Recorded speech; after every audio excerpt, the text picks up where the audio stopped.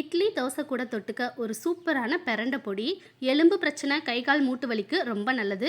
இந்த பிரண்டையில எப்படி ரொம்ப டேஸ்ட்டாக பொடி செய்யலாம்னு பார்த்துடலாமா? பிரண்டை சாப்பிடாத குழந்தைக்கு கூட இந்த மாதிரி பொடியாக செஞ்சு கொடுத்தீங்கன்னா கண்டிப்பாக அவங்களும் விரும்பி சாப்பிடுவாங்க.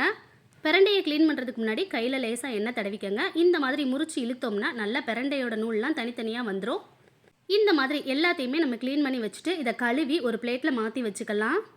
இப்போ ஒரு கடாயில் 1 ஸ்பூன் அளவுக்கு எண்ணெய் சேர்த்துட்டு நம்ம எடுத்து வச்சுருந்த பிரண்டையை இதோடு சேர்த்துட்டு மீடியம் ஃப்ளேமில் வச்சுட்டு நல்லா கலர் சேஞ்ச் ஆகிற வரைக்கும் நல்லா வறுத்து எடுத்துக்கலாம். ஒரு 8லேருந்து 10 நிமிஷம் ஆகும். அந்த அளவுக்கு நல்லா வறுத்து எடுத்துகிட்டு வேறொரு பிளேட்டுக்கு மாற்றிட்டு ஆற வச்சுக்கலாம்.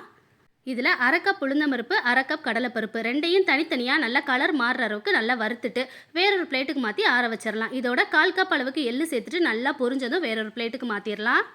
இதில் 1 ஸ்பூன் சீரகம், 1 ஸ்பூன் மிளகு, ஒரு 10லேருந்து 12 வரமிளகா, ஒரு சின்ன துண்டு புளி, ஒரு கை நிறைய கருவேப்பிலை சேர்த்துட்டு எல்லாமே கலர் சேஞ்ச் ஆகிற அளவுக்கு நல்லா வறுத்து எடுத்துட்டு எல்லாத்தையும் நல்லா ஆற வச்சு ஒரு பிளேட்டில் மாற்றி எடுத்துக்கலாம்.